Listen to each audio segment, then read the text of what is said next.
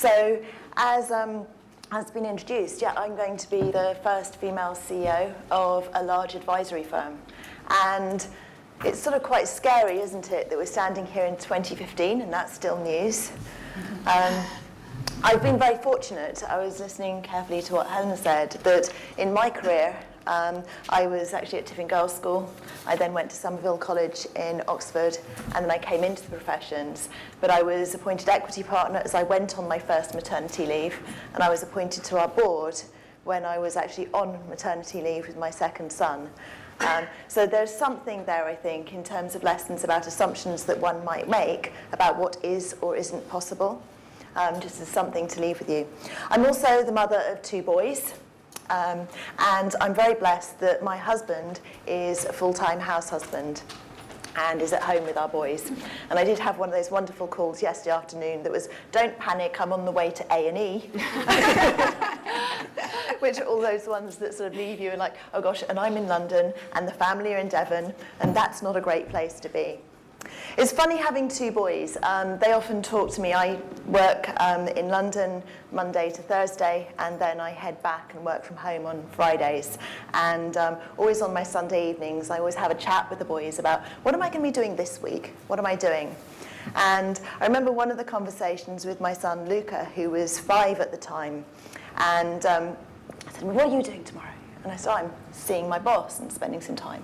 Well, who's your boss? Who's your boss? What's a boss? And it's interesting, isn't it, that sort of definition of what is a boss and what is the picture that we have in our minds when we hear that phrase and term is something that is maybe one that's sort of changing as we go through in the world. One of my great influences in my life was my great-aunt Monica, and she was quite an independent woman, and her mother had been quite an independent woman. She'd been a manager of a big store in the sort of the late 1890s, not 1800. And my great-aunt Monica, she worked for Coutts Bank in the late 20s and 30s. And it was interesting, the lessons you learn from people around you, aren't they? My great-aunt, I remember her telling me a story of how in Coutts Bank at that time, all the gentlemen were allowed to have a beer at lunchtime, and the ladies weren't. And again, it's interesting how people react to things like that, where, if there are things that seem like, well, can that be quite right? What do people do about those things? What are the lessons that we pass on to people in the workplace? And the other thing I was reflecting on when Helen was speaking was this question about, well, why don't people put themselves forward for a CEO? Now, probably about 2.5 years ago, I actually had a male colleague say to me, well, you're going to put yourself forward for CEO. I thought, am I going to put myself forward to CEO? So it's just interesting, some of those threads and themes that maybe we'll explore during the day. However, I am now just coming up to being CEO. I take up formally on 1st of July of an organisation of 4,500 people in the UK and part of a global organisation of 40,000 people around the world. And to give you some statistics that can be quite scary, we employ 350 shiny brand new trainees, a mixture of school leavers and graduates each year. And for those 350 places, we have over 12,000 applications each year. And for us as an employer, it therefore means that to make sure that we're really placing our bets on the best people, we have to make some very clear choices. Each person that we invest in and train and develop within our organisation is an investment of about £100,000 in each of those individuals. So those are big investments for us, and getting that right is critically important. So what I was going to explore today were really the 3 things about what is it that we see as actually valuable in this world, in this ever-changing world. What does that mean in terms of what we look for in the people that we hire? And what might that mean in terms of how you prepare your girls to be able to really go out and grab that world and not just wait for the world to come to them? So then what's valuable in this changing world? Well, I don't know about you, but the working world has changed an awful lot since I first entered. Even as an accountant, when I first came in, there was one laptop computer that looked like a sort of a portable TV that you booked out, on a day. And of course, the world is fundamentally different now. When I came in, really the knowledge that I held was what was valuable. I was the person who'd have the answers, because businesses couldn't actually access the information about how to run the business in different ways. Now, there are lots of different ways in which clients can actually get access to information. In fact, there's an abundance of information. And due to real key changes in the world, and I summarise them up, I steal the work of Dan Pink, who some of you may be familiar with, where he picks up the key themes of Asia, automation, and abundance. But we're in a world where actually, if something can be done more cheaply by a computer or someone overseas, then it will be. And so for modern business, the word routine is the one you watch out for. Because if you've got your people doing work that's routine, then probably you're not going to have a sustainable business model for the future. And that has meant that there's been this fundamental shift in terms of what is valuable for us in our people. Because no longer do we want people who are the expert, who have all the answers, who are perfect, because actually our clients can get the answers anyway. What's important to them now is the ability to actually make sense of the information. Because there's a plethora of information, but what does this mean to me and to my business?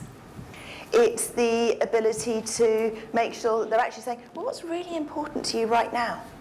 So that when businesses are making choices, they're actually answering the right question in the first place.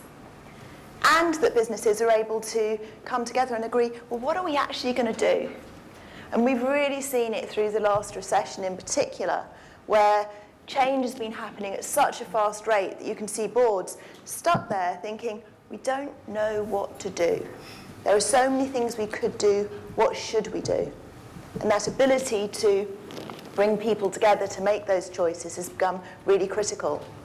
So for us, it's shifted from being the expert with all the answers to the person with the ability to ask the questions to which we don't know the answers yet. And that ties in very strongly to this theme of the perfectionist and feeling you have to have all the answers. Because if you have that belief, then you won't be prepared to step into that unknown, which is where people need to go in the business world to create the world of tomorrow. Now, the fascinating thing is there was some research a couple of years back that in the professions, there was some research of 30,000 professionals across Europe. Everything that I've seen suggests this holds true actually for professionals around the world, is the three least seen skills are conceptual agility, so that ability to make sense of complex information, to play with frameworks, enabling openness, the ability to draw out what really matters to you right now, and facilitating consensus, being able to actually get a group of people to agree on a course of action and move forward. And that has been something that's been really insightful for us in the choosing of what do we look for. Because if we know the world has changed, it's not about being the expert, it's about being able to explore the answers and to collaborate to create solutions that really drive value for business. Then what is it that we need to look for in our people? Now, back end of 2013, as we were grappling with having over 10,000 applications, we had that choice of, well, how do we really choose the best people? Because most of the people had great A-level grades, great GCSE grades, and we had two questions that came to our mind. One was, well, actually, this isn't really being very helpful for us in choosing, because that used to be our filter, but it wasn't terribly helpful. And two is a question of, well, what if it's possible that there are people who, for various different reasons, haven't got great GCSEs or A-levels and have something wonderful to bring, and we're not even considering them to be part of our team. And we thought both of those were actually really important issues for us. So what we did was something that was seen as quite radical, particularly in a regulated industry, is we said, actually, we're going to remove the academic criteria as the filter that we use in actually narrowing down the candidates that apply to us. And instead, we look to what is it that's going to be the really important stuff that makes the difference. And it really came back down to, this is all about attitude of mind. The people who do best in our organisation, who create the most valuable solutions for clients, who work best with their colleagues, are the ones who have a particular attitude of mind. And we identified 3 traits. Initiative. Who are the people who will spot something and think, oh, that could be interesting. I'm going to do something with it and go after it. And that was very interesting in terms of our interviewing of our people, because some people that we interviewed had done all of these wonderful things on their CV, if they'd joined clubs and they've joined this and they've joined that. And what absolutely stood out were the ones who'd done it because a teacher or a parent had told them they had to do it. Been there? And the ones who'd done it because actually there was a genuine interest and passion for them and they had a story to tell. And those are the ones that stand out, and those are the ones that we hire. So that initiative, have they found that passion, that interest, and do they follow it? Do they do something with it? Do they stick their hand up? I remember a few years back that I was doing some restructuring within a team, and one of the individuals sitting in front of me, a young lady, was saying, well, I haven't had a chance to show you what I can do. You've never given me the best projects to work on. And I said to her, well, give me some examples. And each project she listed was a project that another woman in the team had brought to me as their idea to develop. And I said, did you expect me to take their idea and give it to you? I said, you haven't brought me any ideas. That's why you're going to need to find somewhere else to work with. It sounds hard, but we need the people who are actually going to bring something and add value, not the ones who are going to sit back and wait for the world to give it to them. The second characteristic was adaptability. Our world is changing phenomenally. And what we need are people who can actually lead others through change. When things that are happening, that are different, that are unexpected, we need the people who can say, well, we don't know what the answer is yet, but we'll find a way through it. As opposed to the ones who sit and say, well, I'm not happy about this. I had a fascinating one a few years back when with our support team, where I decided to sit down with them and say, well, there are some things changing within the partner team, X is retiring, etc. And I want to sit with you and work about, what are you going to be doing next? And one of the team sat there and said, well, I only want to work with X. And I said, well, that's great, but he's retired and left the firm. So it's really interesting, those different attitudes. I don't know how many of you have seen Sheryl Sandberg's blog. If you haven't, sharing some of the learnings and insights following the tragic death of her husband, she concludes the blog with, actually, if option A isn't available, then I need to kick the bleep out of option B. And that's what we want, people who are going to kick the bleep out of option B, because those, again, are the people who will find new ways of doing things. And the third characteristic is ownership. Because actually, for us in business, having a great idea is all very well. But if you don't follow that through and have the tenacity to get through the barriers and hurdles you might encounter along the way to make sure that that idea translates into something that's valuable, then it's just a great idea. And, I can't pay people with great ideas. I can't invest for their futures with great ideas. I can invest when great ideas are turned into wonderful solutions that create value for clients and create value for people. And so those 3 strands of initiative, adaptability, and ownership are the ones that we really look for in the people that come through. I'll add a final one, which is one that goes to the heart of my chairmanship of Access Accountancy, which is about diversity. We know that the best thinking in the world is created when you have different perspectives, different minds coming together to create. If you look back at the Nobel Prizes, some of the best research is when you've got economists with philosophers, people who've been trained to think differently, who come together, and through that, they widen out the possibilities of what they could create and create the new, the special, the interesting. And that's our opportunity in the world and also in business, is how do we actually create that new, that interesting? When I'm speaking to clients trying to grapple with, a dairy business trying to export to China, trying to understand how they work in that world, whether that's the right market, I need people who can come together and collaborate with others and think very differently. So that diversity of perspective is really important. So in each individual, what we're looking for is, do they all just flock together in their little crowd of people?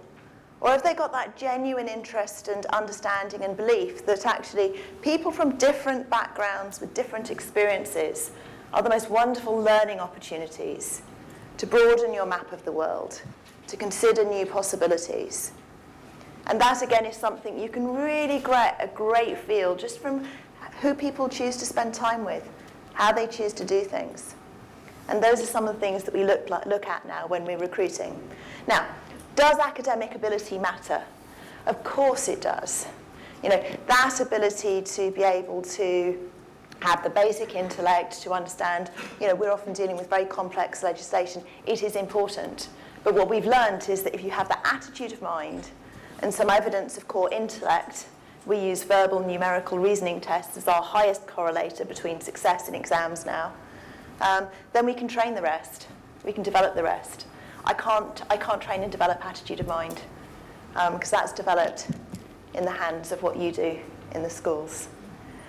So there are some insights into how the world's changed and what we're looking for. So what are things that you might be considering as to how you can really prepare your girls to grasp the opportunities? And I was reflecting on this, having had some great conversations with Amanda, and this whole idea about the circles and the networks. And I came up with my own 3 circles of connection. And these are ones that I think can be tremendously valuable for your girls to be thinking about. The outer circle is that connection to the world and to what's happening in the world. To have people who have been given the opportunity to expand the horizons and to develop their own threads of interest, to think about that curiosity of, well, why is it that we're sitting there with people in Africa, Northern Africa, desperately trying to come across the world, and what could we do? People who are actually interested to listen to debates, like there's one on Radio 4, I think at 8 o'clock tonight, exploring some of those moral compass issues. I find it very heartening that this last election, my 11-year-old son and my 7-year-old son, with our French exchange student, were all up, fully showered and dressed at 6 o'clock in the morning, watching the election results as they unfolded, because they were fascinated to see what happened. I also felt very sad when, a few weeks later, a whole group of friends came to stay, amidst which there were 5 teenage girls, none of whom had taken an interest in an election. That worries me. That worries me a lot, because we all know that women participating in an equal way in society will create a world that is much richer and vibrant. And so we need to find ways to engage and have women involved in that from an early stage. Because I can tell you, if I have a 7-year-old and an 11-year-old boy involved in it, and we don't have girls involved in it at that age, that will follow through. We will reap what we sow. The second one is that connection to people and colleagues around you, and how people develop the skills not to be she-men. One of the things that I really loved when I was promoted to partner, actually, was a couple of people said, oh, it's really great, because I thought you might have to be a she-man to be promoted, And, the business world is grappling that the model of leadership that we currently have is one that has been typically very male characteristics. And I deliberately use those words of male characteristics rather than male, because I also know that there are a lot of men who have a whole wealth of characteristics they're not even bringing into the workplace, because those are seen as maybe feminine and not okay. So us really spending time working with people at a young age about what are the characteristics in your interactions with people where you can actually bring out those traditional female traits of leadership and bring those in so we create a new model of leadership that actually brings all of the voices into the room. There are some things that I do very specifically with my team that is quite different to what other leaders have done. So whenever we start a team meeting, the first thing we do is a check-in with people. Where's your head out? What's going on in your world right now? What's bothering you? How are you feeling about that? And making that feeling word a really important one to bring into the workplace.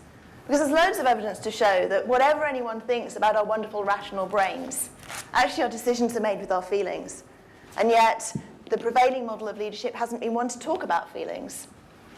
Women tend to be more comfortable with that, naturally, and yet we haven't been bringing that into the workplace. So that whole ability to interact with people, to be able to ask people their ideas, and not to feel that in your connection with other people to move forward, you have to be the trampling all over others to make sure your voice is heard. The most powerful female leadership, which I think will change the business world, is that steps back to make sure that in a conversation, all of the voices are heard, even the quiet ones, and you can draw together that thinking to actually create better solutions. So thinking about how people can develop those skills really at a very young age is really important.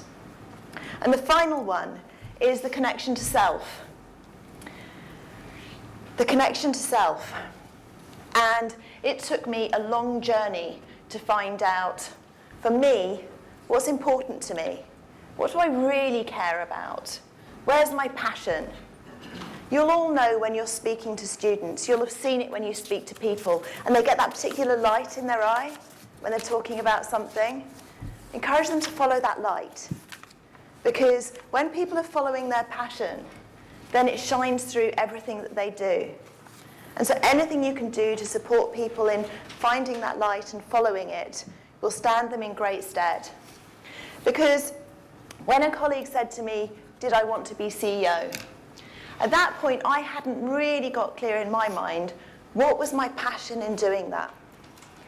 And it was only as I got really clear on the belief that I can make a difference in this world, that through business I can make a difference in this world, and through leading an organisation that acts for over 40,000 businesses just in the UK, there is a difference that I can make to there being a vibrant society.